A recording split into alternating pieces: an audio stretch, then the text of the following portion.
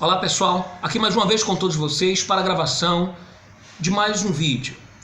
Nesse eu quero primeiramente agradecer aos mais de 5.000 inscritos no meu canal. Hoje é o último dia do mês de junho de 2016, quando estou fazendo essa gravação.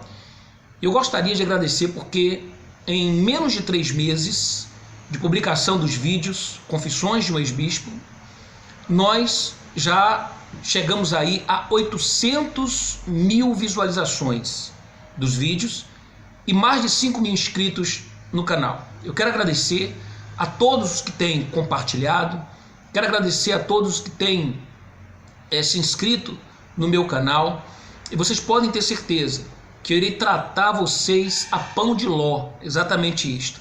Eu estou preparando um material exclusivo, especial, que só vocês, os inscritos, terão acesso.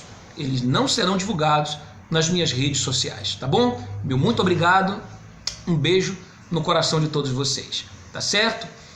Bom, eu gostaria hoje de falar sobre mais um obreiro que saiu da obra.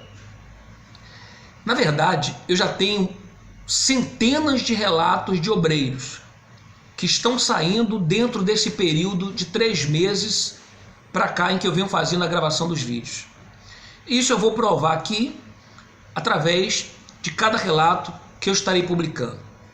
Bom, antes, deixa eu me apresentar para você que não me conhece ainda. Eu me chamo Nathan Silva, sou um ex-bispo da Igreja Universal do Reino de Deus, aonde vivi durante 20 longos anos da minha vida.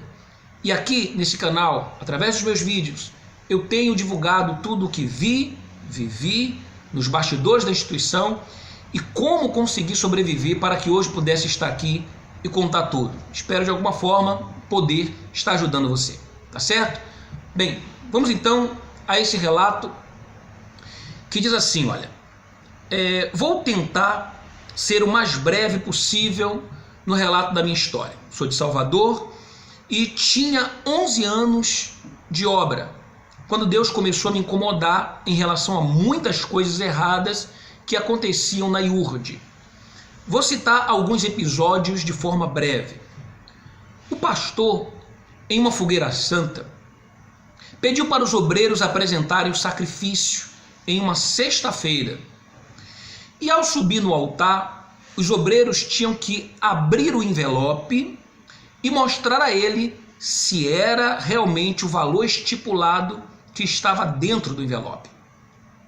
O obreiro que não participava da fogueira santa era visto como fraco e do diabo.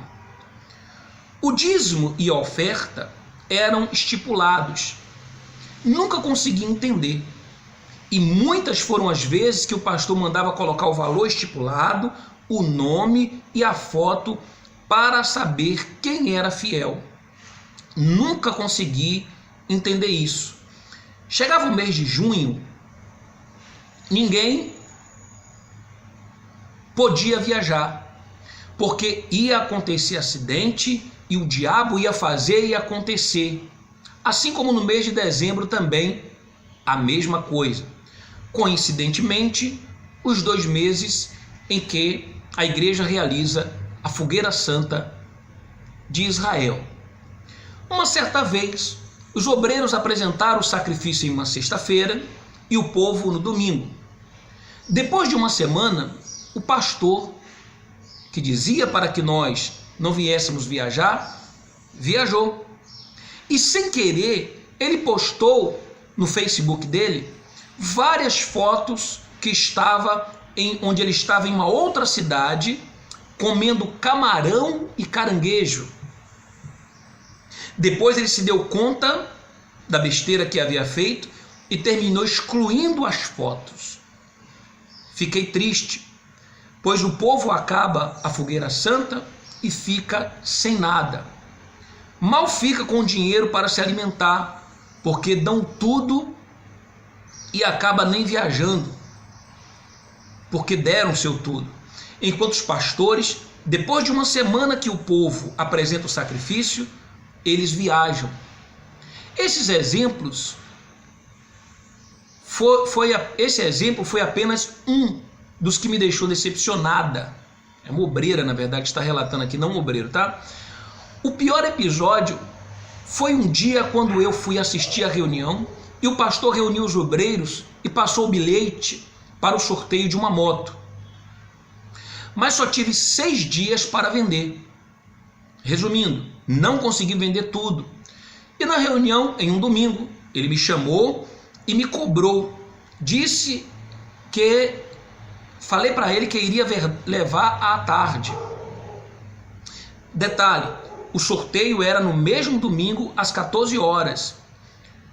Mas às 15 horas, o pastor estava fazendo reunião com os obreiros e recolhendo o dinheiro do cupom. Detalhe, até hoje não sei quem ganhou e nem no assunto ele tocou. Até para eu namorar com meu esposo atual, foi uma luta. Na época eu tinha 20 anos e já era obreira. E meu esposo, na época, tinha 25. E era candidato a obreiro de uma outra região. Quando eu conversei com a esposa do pastor, que ele era um homem de Deus e que queria ir na igreja conversar com o pastor, logo o pastor fez uma reunião com os obreiros e disse que tinha uma obreira que queria namorar, que essa obreira estava com fogo e que ainda queria namorar um candidato a obreiro. Imagine. Passaram-se 2 anos, esse pastor saiu e veio outro pastor e abençoou o nosso namoro. Depois de 2 anos, passou outro pastor e esse pastor, ele simplesmente ficava me oprimindo ao ponto de mandar eu escolher entre a obra e a faculdade. Na época fazia 2 cursos e não tinha como estar durante a noite na igreja, apenas pela tarde. E saía da igreja correndo para ir para a faculdade. Eu escolhi os 2, estar na faculdade e na obra. Então o pastor passou a não olhar para a minha cara e não falava de jeito nenhum comigo, ao ponto de nem bom dia ele me dava. Foi nessa época que casei e não quis que ele abençoasse o meu casamento. E pedi para o pastor, que era segundo do regional, e pedi para o pastor segundo. Esse pastor, o regional, insatisfeito porque eu não quis que ele abençoasse meu casamento, no dia do casamento, eu não consegui chegar às 18 horas na igreja. Ficou segurando a minha carta de transferência para me humilhar na frente do meu esposo. Eu comecei a pedir a direção a Deus para mostrar a mim mesma se eu estava me enganando. E na mesma semana, depois disso, comecei a assistir aos seus vídeos. E muitos fatos que o senhor falou no vídeo tinham acontecido comigo. Foi quando mais uma vez Deus me mostrou um outro fato. Minha tia estava muito mal no hospital e fui pedir uma oração ao pastor e à esposa. Eles me deixaram falando sozinha. Ele juntamente com a esposa. Fui 3 vezes e eles sempre me ignoraram. Mesmo assim, eu, como sempre tinha no pensamento que o homem era falho, permaneci não me importando. Mas aí o meu irmão faleceu. Mandei uma mensagem para o zap do pastor avisando o ocorrido e que não ia poder estar na igreja na semana do ocorrido. Ele leu e até hoje sequer ligou para o meu esposo para dar uma palavra e nem nunca veio nos visitar. Até para o pastor de uma outra região ir no sepultamento dar uma palavra foi uma luta.